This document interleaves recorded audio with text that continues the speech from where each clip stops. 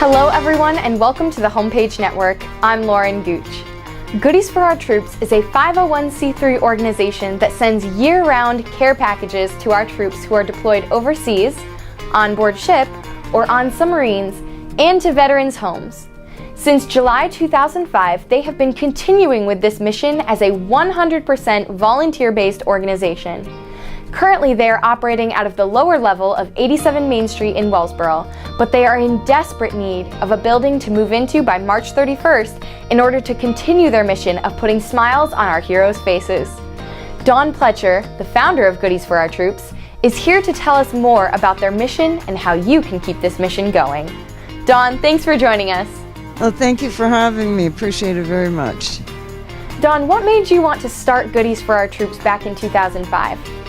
Well, I come from a long line of military families, and it was a vision, actually. When I was in Maryland in our store, we had troops that were deployed at 9/11, actually, and we were a cell phone store. So when I retired from there and came up here, I still was sending care packages to some of them, and the armory here in Wellsboro was getting deployed, and I was coming down the hill from Dart Settlement Road into Wellsboro, and sun hit me, and I heard this voice saying, well, you know, you could do the care packages at Park Hill Manor where you lived, and we've been doing it since July 2005, year-round. And what types of items do you send to the troops? We have a standard list of what we send. We try to get every month in every package. Don't always all fit. Over Christmas, we've of course sent them Christmas ornaments and Christmas stockings and Santa hats, and they particularly love stuff the kids make, drawings, cards, notes, letters. They just love getting stuff from the kids did. Wow, so you always appreciate donations then, right? Oh yeah, no donation is too small. The people that put their pennies in the donation can at the diner when they get their change, that all adds up. That can usually is about $100 a month. Well, this past year, we actually had one donation from Shell Appalachia right before they went out of business that was $10,000, which was, oh my gosh, was the most wonderful thing. So, but every donation is so much appreciated, and people's prayers are so much appreciated. Dawn, recently you have found yourself in a desperate situation where this incredible mission may not be able to continue. Can you share with our viewers what this situation is? Well, and we are losing our lease on this space here under Stained Glass Reflections in Oregon Winery. So we are looking for another space. The Zavetsky's that own this building have been so good to us and have charged us hardly anything, only for our share of the taxes, insurance, and utilities.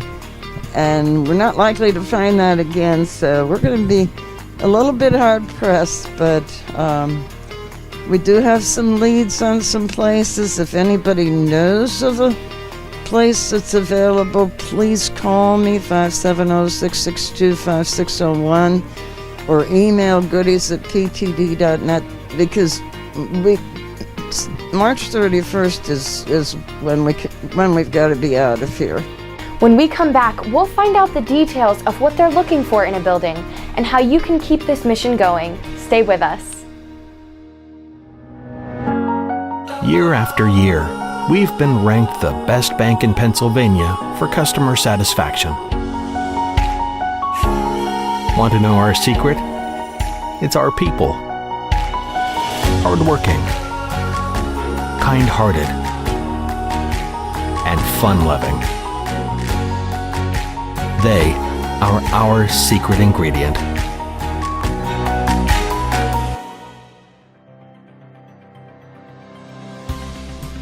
Welcome back, and thank you for supporting our Homepage family of advertisers.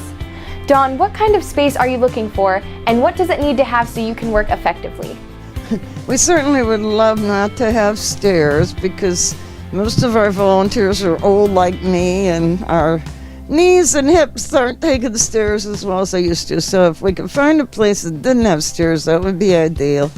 We need space for our tables.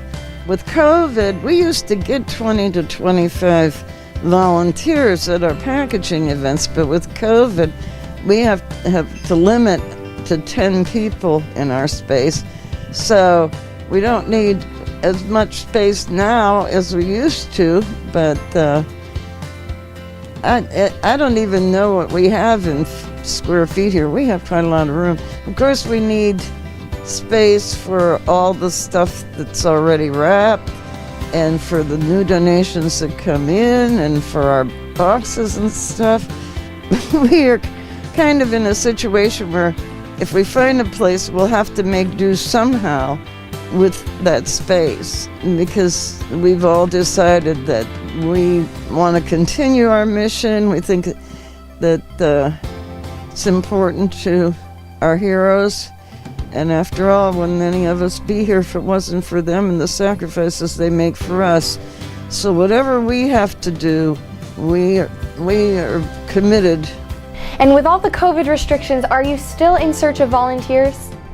We right now are not having volunteers. As the numbers were going up here in Tioga County, we just thought it was taking too big a risk. As I said, we're almost all of us are old and we're all high risk. So a couple of them occasionally come down to help me. A lot of them are doing stuff at home. We did not reopen on January 4th. We're thinking we're going to try on January 18th. But if the numbers keep going up, we will see how it is for January 24th. We are by appointment only, and we have been by appointment only since last year in March when it was the shutdown.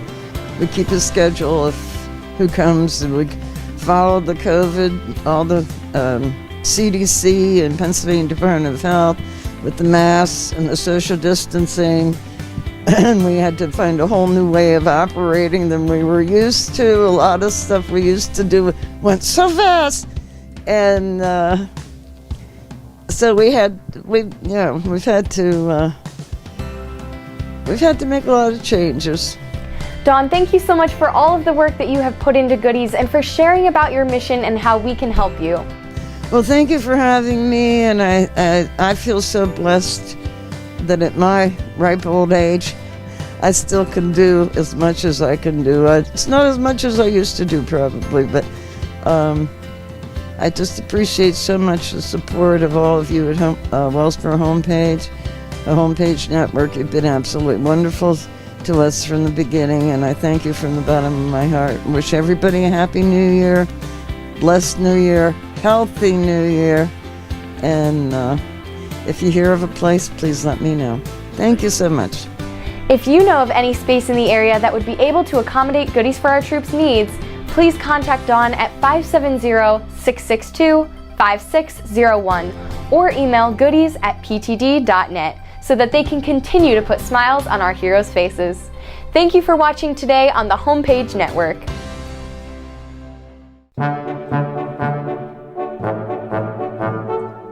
That was 8 years ago, and today, I'm even more in love with this town.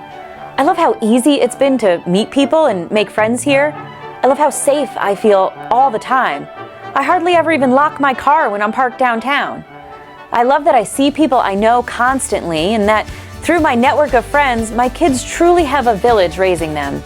Impromptu play dates because we run into so-and-so at the grocery store are very common occurrences here. I love the beauty of the area and how connected to nature we are. Family hikes, bike rides on the rail trail, sunset swims in the lake in the summer, skiing in the winter, hunting and fishing. There's really no end to the outdoor activities here.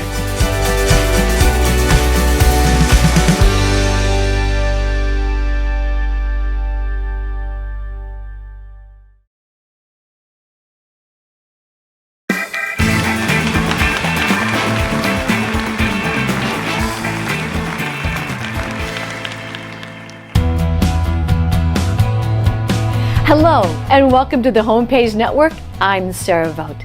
I'm joined today by Skip Kavanaugh, the former technical general manager of the Corning Glass Works plant here in Wellsboro. He eagerly awaits to share his passion and mission for bringing the glass-producing history of Corning to life so we can all come and see it displayed. What are you looking for at this time? Well, right now we're looking for products that were manufactured in the Wellsboro glass plant under Corning Glass and sometimes GTE. For example, these cups were manufactured in the 1970s by Corning Glass Wellsboro, and the bottoms came from Muskogee, Oklahoma, Corning Glass plant. Another product that we're looking for, that when we became GTE in 1981, they wanted a product to back up and give more ribbon machine manufacturing time, so they came up with these votive cups, and these were blown on a ribbon machine. The flare would be up here and were marketed this way. They have the little candle cushion thing that goes on the bottom of them, and these were sold all over America, and this is a 1980s product. This particular ornament is a picture of the ribbon machine celebrating its 50th anniversary from 1926 to 1976. Also, the 60th anniversary of Corning Glass in Wellsboro.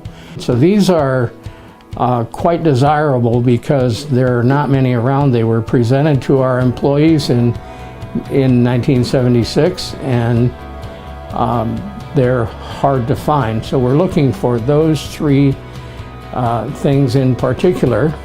I sent out a Facebook request for some employees or their descendants or retirees that have this kind of thing or might know where this kind of thing is, and people started asking me questions. They said, "Skip, what about my mother's service pins?" And these are some of my service pins for almost 40 years of service. And this is my father-in-law's bracelet. He received it at retirement for 40 years. There's 8 diamonds on there for every 5 years of service. And we will collect those and save them for a glass display in the museum. If someone has any Corning Glass pieces that they're willing to donate, where can they send or bring them? Well, we have set up with Julian and Anya Stam at Pops Culture, 25 Main Street, Wellsboro, and you can walk in with your donation and leave it with Anya. It will be tagged so that we can show where this came from, and Anya will collect them. Any of these kind of things, Anya will put in a box, and they will be kept probably in my safe for the time being. Why are you and others gathering these items? A year ago, we found out that they were going to scrap the last 2 living ribbon machines that were built in Wellsboro, used in Wellsboro, and we were able to work through Growth Resources of Wellsboro to get the funding to bring them to Wellsboro in June. And they are currently in Robert D. Camp's dresser facility at Wellsboro Junction.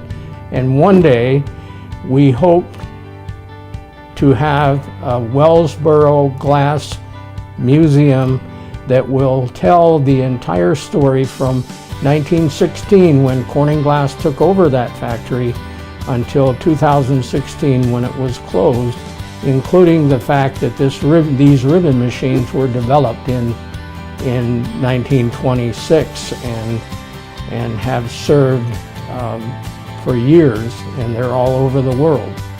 And we want to bring that history back to Wellsboro and celebrate it here with a facility where we can tell that story and many stories about that facility. Can you tell us how others can financially join in to help in this endeavor?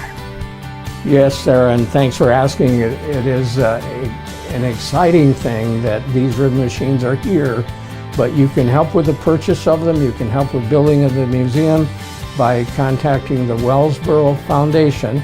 It's a 501c3 nonprofit, and you can help get this thing going.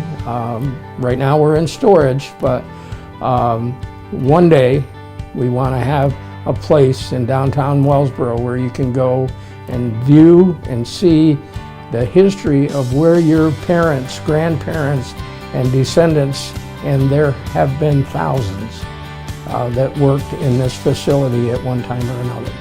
Thank you. Suppose you would like to join in for this museum's historical adventure. In that case, you can send your tax-deductible donation to the Wellsboro Foundation at 114 Main Street, right here in Wellsboro, referencing the ribbon machines. Thanks for joining us here on the Homepage Network.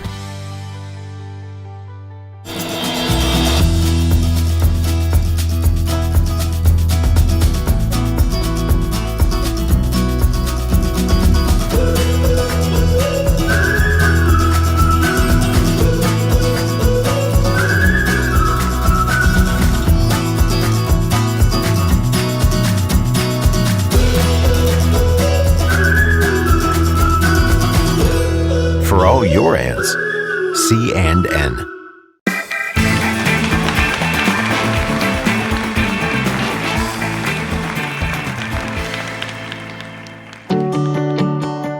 Hello everyone and welcome to the Homepage Network. I'm Johanna Vogt. Are you interested in making a difference in the lives of children and your overall community? Well, I'm here with Executive Director Jillian Benelli from Big Brothers Big Sisters to talk about just that. Jillian, thank you so much for being with me today. Thank you for having me. For those of our audience that don't know, what is Big Brothers Big Sisters? Well, Big Brothers Big Sisters, it's actually a national program. It's the leading one-on-one youth mentoring program. What we do is we match adult volunteers with youth that would benefit from being matched and spending time with a positive, supportive, caring adult to help sort of serve as a guiding light, a listening ear, and try to keep them on track toward avoiding engaging in risky behaviors and reaching their goals and success ultimately. Wonderful.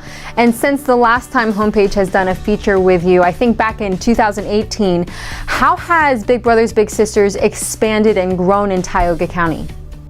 Well, lots of ways actually. Since that time, we had started out very small in 2013 when we began serving the area. And since that time, we've served many, many more matches of what we refer to as Bigs matched with Littles. Hundreds actually over the years. So since 2018, we've actually expanded so that our numbers are more of the children that we're serving in this area. I think we've helped to have more visibility and reached more people, letting them know that there is a need in this area for youth to be matched with mentors. We now have an office on Pearl Street in Wellsboro, so people can stop by and see us. We do have a sign on the door there, so we have a permanent foothold here in the county. And also we have a school-based program. Typically, due to COVID, that's on hold right now, but we plan to resume that again next school year. But our community-based traditional program has never ceased. Big Brothers Big Sisters obviously is a very in-person organization. How has the effects of COVID-19 impacted you all? Well, yes, traditionally our matches are kind of built upon the premise that they do meet in person for face-to-face time building their mentoring relationship. Since COVID broke in the spring, we really quickly saw that the effect this would have on the children, that kids just simply, they need support now more than they ever did. With the loss of their typical kind of structures and routines, we knew that we needed to adapt our program to be able to still keep them connected to important adults in their life. So we were able to shift our program to include virtual components.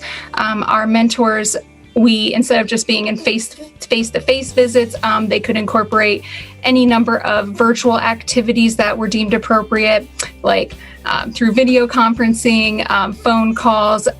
We've even, for those that haven't had internet service, we've had a lot of great volunteers who have even dropped off care packages, even the typical pen pal, like the old-fashioned through the mail ways to just keep kids connected during this really difficult time.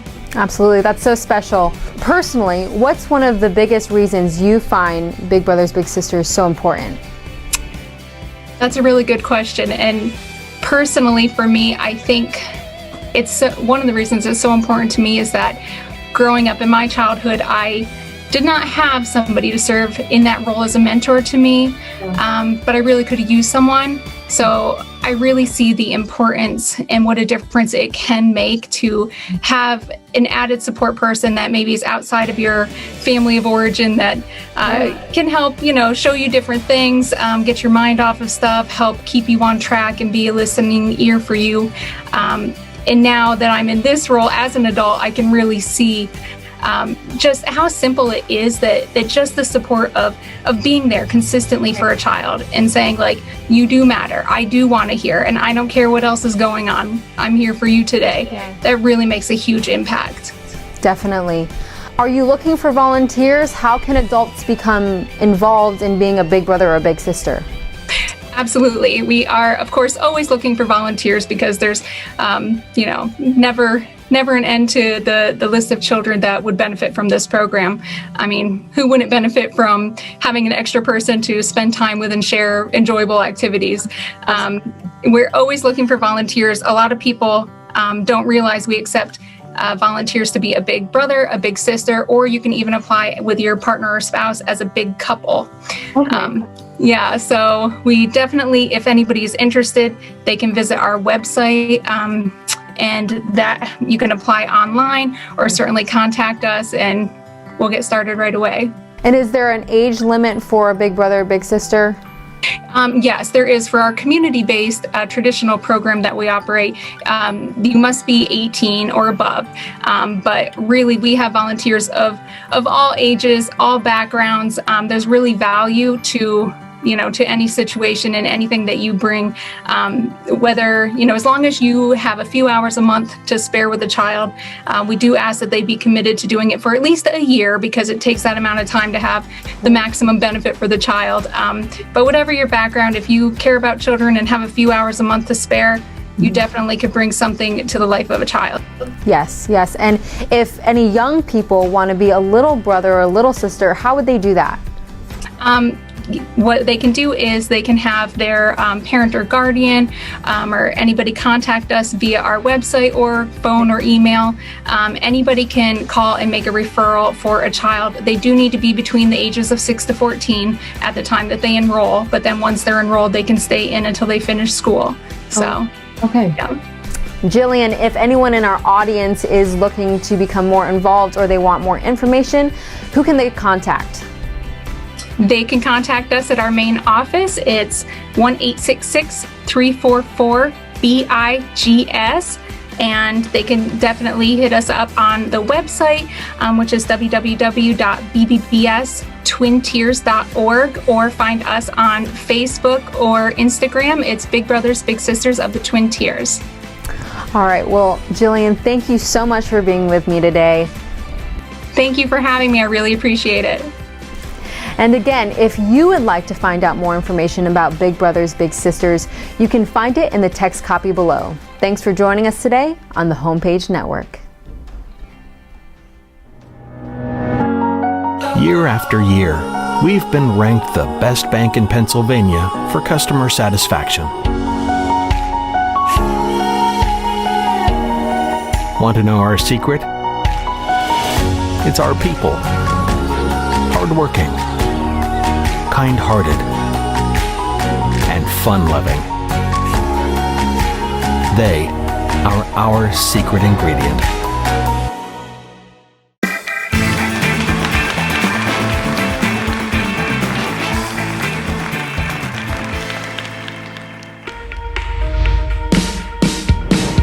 Hello, everyone, and welcome to the Homepage Network. I'm Lauren Gooch. Music has been proven to be effective in just about every area of a person's life, personally and professionally, helping with communication, memory, and even academic success. To develop the music program even further in Wellsboro schools, Don Gill Elementary School will be offering a unique experience for students in grades 2 through 4. Beginning in the 2021-2022 school year, they will offer piano lessons as part of the curriculum. Molly Carey, elementary music teacher, is here to share more about this. Molly, thanks for being here with us. Thank you, Lauren.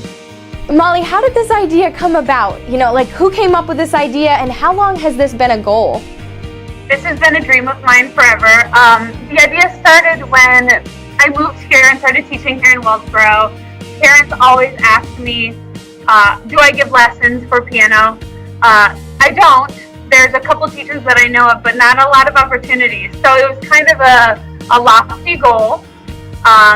The funds just haven't been there. It's very expensive to start a keyboard lab. So that was kind of the initial, okay, let's give it to everyone. Give piano as part of the curriculum. So we're starting with 2nd through 4th grade first to see how it goes. But that was kind of what started it. I started when I was younger also, so I think it's important to start piano when you're young. And we have that. We have music in elementary here in Wellsboro, so that's exciting. Absolutely. So you had this idea, and then where did you go from there? What was the process like? Did you have any challenges that you ran into? Well, in Wellsboro, we are so lucky to have grant opportunities right here in our town. So I applied for the 5 foundations. I put a quote down and just prayed and hoped something would come through, and 3 out of the 5 grants were given to us. We now have $30,000 to put towards the lab. We have a little ways to go, but it was easier than I thought, and I was pleasantly surprised at the outpouring of support from the community, knowing that music education is so integral in our schools. Yeah, and out of all of the instruments that you could choose, why did you specifically choose the piano?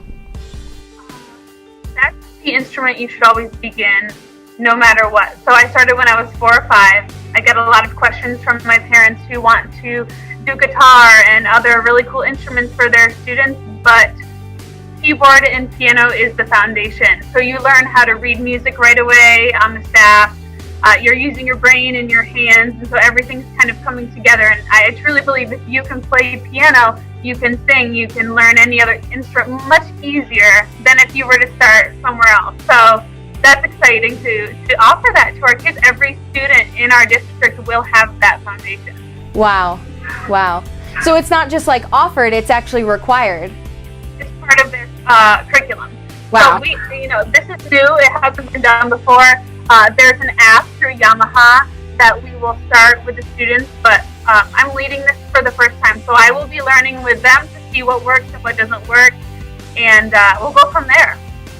Nice. Yeah, so you said it's new. So there's never been any programs like this at all in Wellsboro schools? No, and in the elementary level, there's no band. So I see them once a week. I see every student, kindergarten through 4th grade, once a week. So we do recorders in 4th grade, and we do bucket drumming, but it's hard to do an instrument and learn an instrument in the time that we have between concerts and other parts of the curriculum. So sneaking this in and making it part of things from 2nd grade through 4th grade will be a challenge, but really exciting. Yeah, absolutely. Now, when this begins next school year, what will a typical day of instruction look like? Oh my gosh. Well, I have them for music and then they leave me, so they come for their special. So my idea is to have a few weeks of piano and then a few weeks of other things, and then get the pianos back out. So they'll take up a lot of space. We have room. I spent Monday cleaning out my classroom to make room for these.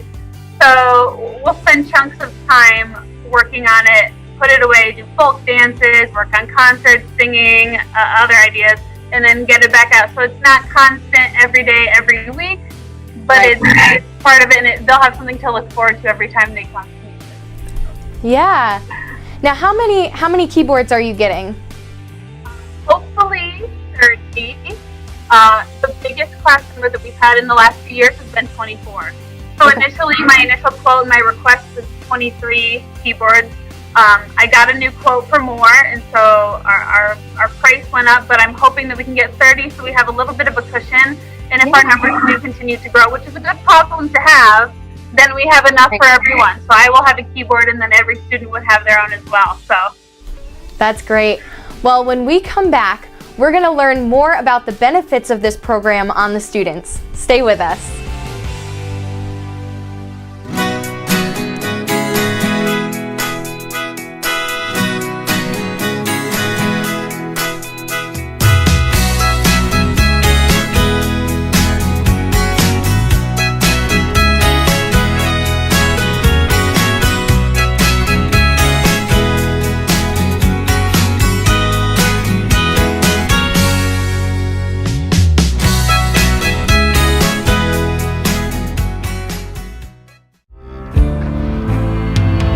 Welcome back, and thank you for supporting our homepage family of advertisers. Molly, how have you in your personal career seen the benefits of keeping music in our schools? this has been my 11th year of teaching. I taught middle school for 6 years, and now I've been teaching elementary since I've been here. And music connects to every single branch of education: science, social studies, math. So anything they learn in music will directly reflect what they're doing in other classes, and I love tying that into music. Absolutely, yeah. Is there anyone that you would like to thank for making this possible? Yes, our superintendent, Dr. Freeman, has always been supportive of the arts, especially music education. So she and Mr. Adams, my principal, never questioned this idea, this project, when it was proposed to them. And so having administration with the confidence in their staff to do something like this is pretty awesome. And Becca Charles, who's in charge of the elementary PTO, has been really helpful with the application of the grants and how to explain the money and how it comes in and out, because educators are just, it's not our thing. If people are interested in donating to this project, who can they contact? So they can email me. My email is mcarey@wellsborosd.org, and I'll point them in the right direction. We have about $13,000 we still need to complete the project. It's a big project, but we're hoping to get those funds for our kids so that we can start this in the fall when students are able to come back to the music room and interact and be together. Yeah. Well, that's incredible. Thank you, Molly, so much for all of your hard work in keeping our music programs alive in schools and for seeking new ways to make this possible. Thank you, Lauren, for having me. And thank you for joining us today on the Homepage Network.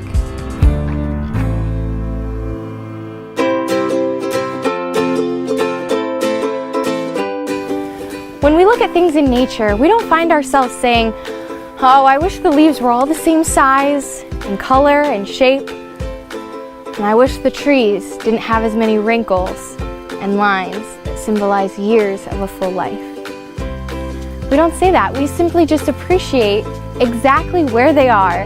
And we take pictures of them and we appreciate things. We don't try to change the things that God has created with purpose.